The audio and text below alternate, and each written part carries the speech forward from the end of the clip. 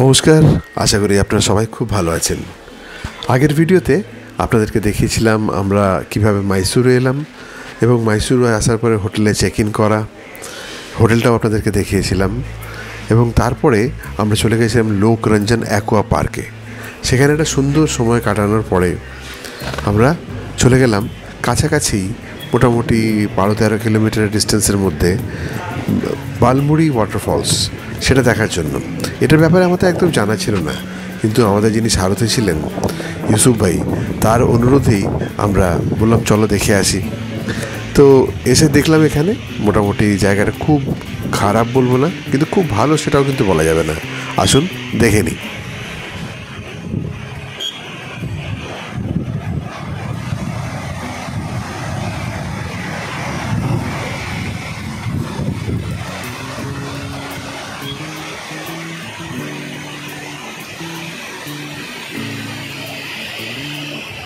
এই বালমুড়ি ফলসে জলধারা বয়ে চলেছে, দ্বীপ আছে এখানে, যে খুব কম দ্বীপ তা বলবো না, দ্বীপ এখানে আছে মোটামুটি হয়তো 5-7 ফিট জল হবে। কিন্তু বাকি বাদ আমি আবারও বলছি যে ওয়াটার ফলস বলতে যেটা আমরা বুঝি সেটা কিন্তু একটা নয়।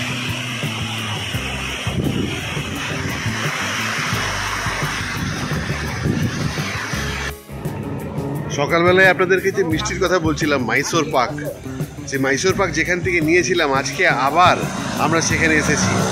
সত্যি এই আমার পেছনে দেখতে পাচ্ছেন তো, welcome to the world of Mysore পাক। ওকে, তো অদ্ভুত সুন্দর, জন্য একটু ভেতরটাও দেখাবো আপনাদেরকে।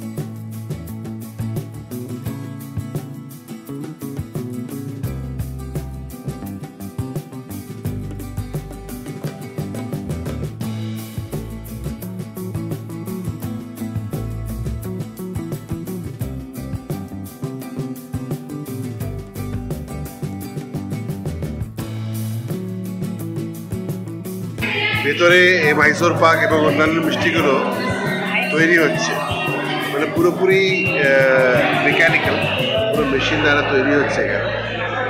বেশিরভাগ কাজটাই মেশিনে তৈরি হয়। কিন্তু আমার তো ইচ্ছে ছিল ভেতরে ঢুকে একটা ভিডিও করার, তো ওদেরকে গিয়ে জিজ্ঞাসা করলাম, তো ওরা বলছে যে অ্যাপয়েন্টমেন্ট নিতে হবে, অ্যাপয়েন্টমেন্ট নেওয়ার পরে তারপরে ভেতরে ঢুকে ভিডিও করা যাবে। যাই হোক, আমার এটা জানা ছিল না, কিন্তু অলমোস্ট এভরিথিং ইজ ভিজিবল। হ্যাঁ, ভেতরে গিয়ে করলে হয়তো পুরো প্রসেসটা জানা যেত কীভাবে করে। তো দেখবো কখনো যদি সময় সুযোগ হয়, নিশ্চয়ই এটার মেকিংয়ের একটা ভিডিও করব।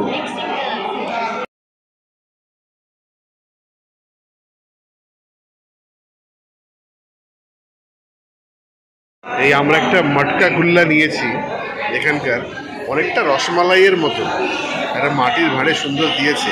একটু টেস্ট করে দেখি, তারপরে জানাচ্ছি।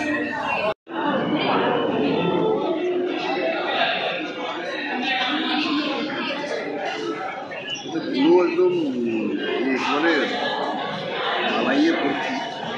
যাই হোক,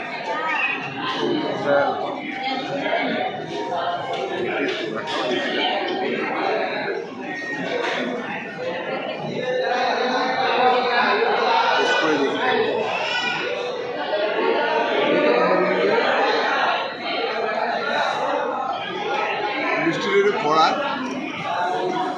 বাদ বাকি আমাদের ওয়েস্ট বেঙ্গলে পাওয়া যায় রসমালাই, ওই জিনিস। কিন্তু মাইসোর পাক সামথিং ডিফারেন্ট। দামটা কিন্তু মন্দ নয়। এই মটকা গোল্লা 80 টাকা। আমি বলবো এখানে একটু আমাদের পশ্চিমবঙ্গে আমন্ত্রণ রইল, অবস্থায় এর থেকে ভালো রসমালাই আমাদের বেঙ্গলে।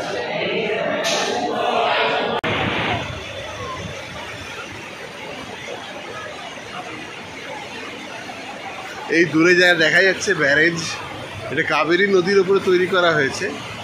আর ওখান থেকে এই কাবেরী নদীর জল বয়ে যাচ্ছে। এই জল সোজা চলে গেছে তামিলনাড়ু। এটা বৃন্দাবন গার্ডেন্সের খুব কাছাকাছি।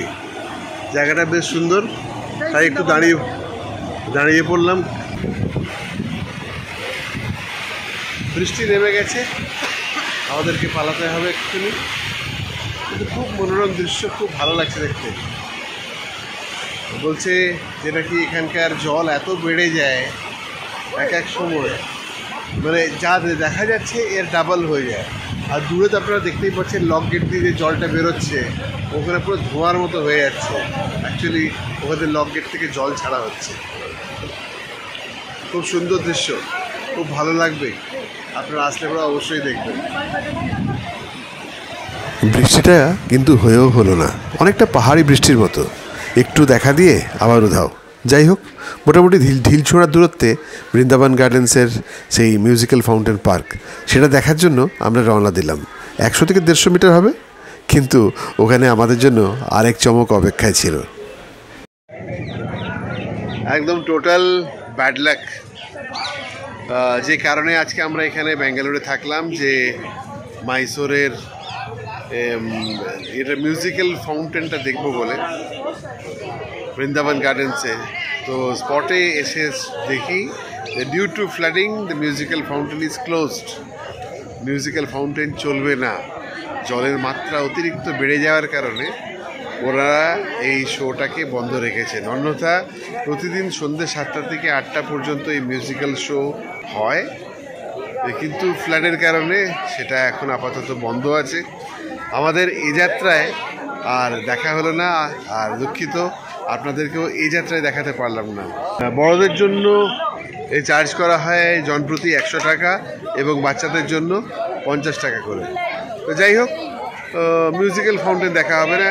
আর দেখি ভেতরে বলছে ফাউন্টেন ছাড়াও অন্য কিছু দেখার আছে। So let's see. কম্পাউন্ডের ভেতরটা খুবই সুন্দর, বিভিন্ন রকম ফাউন্টেন করা রয়েছে আর বিভিন্ন রকমের গাছপালা, বেশ সুন্দর। আমরা লাইটিংটা দেখতে পাবো না, মিউজিক্যাল ফাউন্টেনটা দেখতে পাবো না, বাকি লাইট ফাইট যেগুলো রয়েছে, ফাউন্টেন যেগুলো আছে সেগুলো সব চলছে। হ্যাঁ, এখানে দেখুন, আপনারা দেখতে পাবেন ওই দূরে ফাউন্টেন চলছে, ঠিক আছে। ওই ফাউন্টেনটা আছে পেছন দিকে, আরও ফাউন্টেন আছে, জানি না আপনারা দেখতে পাচ্ছেন কি না। ওই ফাউন্টেনটাও আছে, একটা জলাশয় রয়েছে। আর এখানে বোটিংয়ের একটা ব্যবস্থা রয়েছে, তবে এটা জানি না যে বোটিংটা কারা করছে। আমি ওখানে জিজ্ঞাসা করলাম, বললো না, বোটিংয়ের কোনো ব্যবস্থা নেই।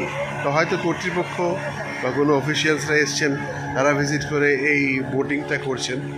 আর এইটা ব্যারেজের উপরে রাস্তা আছে। ওই ব্যারেজ যেখানে দেখার আপনাকে জল পড়ছে, ধোঁয়ার মতো হয়ে রয়েছে, জল পড়ে লক গেটস করে দেওয়া হয়েছে। এই দিকটা দিয়ে অ্যাকচুয়ালি আগে, যেটা পেছন দিকে আমার দেখতে পাচ্ছেন ব্যারেজের মাথায় একটা রাস্তা আছে, সেই রাস্তা দিয়ে সব যানবাহন আসা যাওয়া করতো, গিয়ে পার্কিং লটে দাঁড়াতো। তো যাই হোক, এখন ওটা বন্ধ। আর আমরা এখন অপেক্ষা করব অন্ধকার হওয়া পর্যন্ত। 7টা থেকে 8টা পর্যন্ত এখানে লাইটসগুলোকে অন করা হয়। মিউজিক্যাল ফাউন্টেন হবে না, আবারও বলছি, কিন্তু বাদ বাকি যে ফাউন্টেন্সগুলো রয়েছে সেগুলোকে এনজয় করি। হ্যাঁ, তবে মিউজিক্যাল ফাউন্টেন্স দেখবো, খুব শীঘ্রই দেখবো, আপনাদেরকে কথা দিলাম।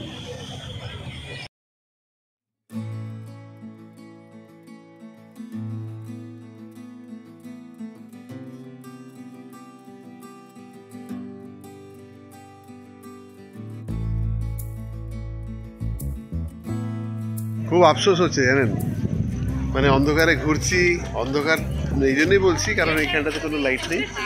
আর চারিদিকে লাইট জ্বলছে, কিন্তু সেই লাইটটা, যে লাইট দেখার জন্য আমরা এখানে এসেছি সেই লাইট কিন্তু নয়।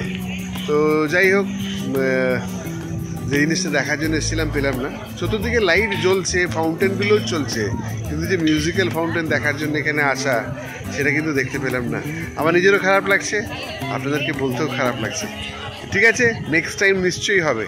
এখন আপাতত এই দীপাবলির রোশনির মতো এই আলোক সজ্জাটাকে দেখেই সন্তুষ্ট হয়ে যাই, আর কিছু করার নেই।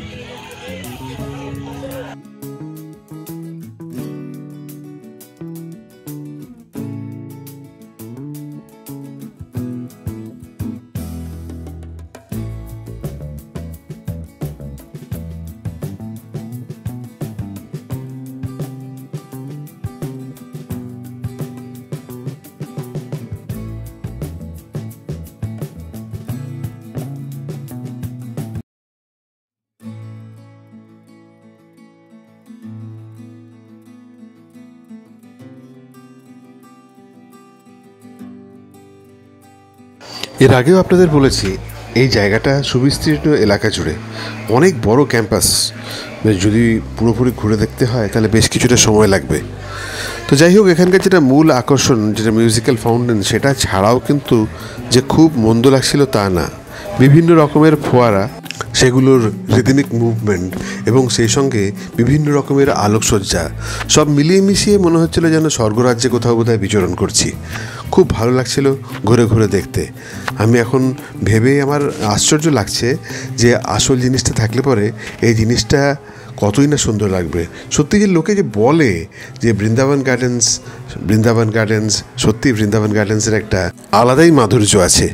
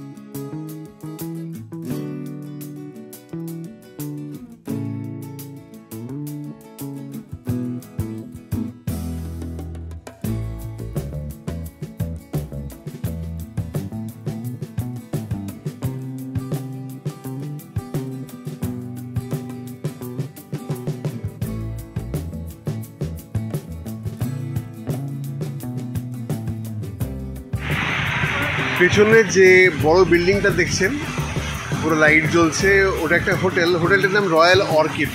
যারা মাইসুর এসে এইখানে বৃন্দাবন গার্ডেন্সের কে আলাদাভাবে উপভোগ করতে চান তাদের জন্য বলছি, তারা এসে এখানটাতে থাকতে পারেন। বুকিং করার জন্য অনলাইনে গিয়ে আপনাদেরকে বুকিং করতে হবে।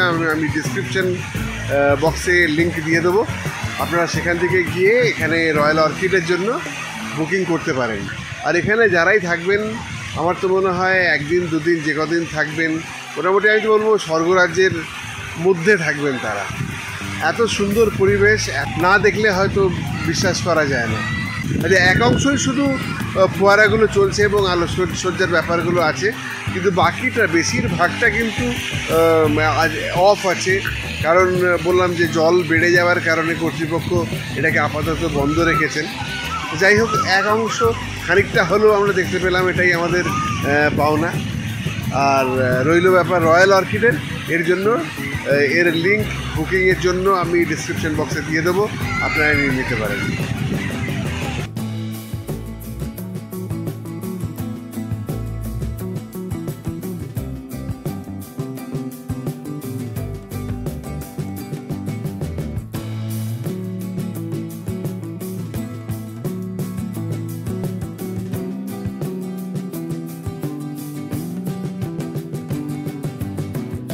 Good morning from Mysore, hotel grand সিটির দিকে।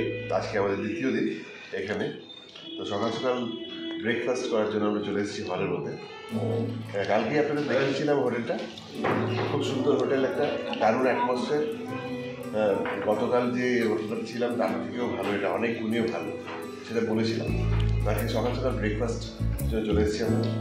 ব্রেকফাস্ট কমপ্লিমেন্টারি, সেটাও বলেছিলাম। ব্রেকফাস্টটা আজকে নিয়ে নিয়েছি আমি জুস, স্প্রাউটস, ফ্রুটস আর লুচি আর তরকারি, সব নিয়েছি একটু পায়েস, শিমুড়ির পায়েস। খাবার দাবার কোয়ালিটি খুব ভালো। কালকে রাত্রে আমরা এখানে ডিনার করেছিলাম, খাবার দাবার কোয়ালিটি দারুণ, দুর্দান্ত। মানে কি স্যাটিসফাইড হবে। রাত্রে খুব ঠকেছিলাম বৃন্দাবন গার্ডেন্স থেকে ফিরে, সেই জন্য আর আমি কোনোরকম রাত্রে খাবারের কোনো ভিডিও করতে পারিনি। কিন্তু আজকে ফ্রেশ, রাত্রে ঘুমটা বেশ ভালো হয়েছে। আজকে এখান থেকে ব্রেকফাস্ট করে আমরা বেরিয়ে যাবো ব্যাঙ্গালোর। খুব সুন্দর দুটো দিন কাটালাম মাইসোরে, ঘুরলাম অনেকগুলো জায়গা, কিছু না দেখা রয়ে গেল, সেগুলো সব আবার কখনো নিশ্চয়ই আপনাদের সামনে তুলে ধরবো। আবার খুব শীঘ্রই দেখা হবে কোনো না কোনো নতুন জায়গার ভ্রমণ কাহিনী নিয়ে আপনাদের সাথে। ততদিন খুব ভালো থাকবেন, সুস্থ থাকবেন, আনন্দ থাকবেন। দেখা হচ্ছে।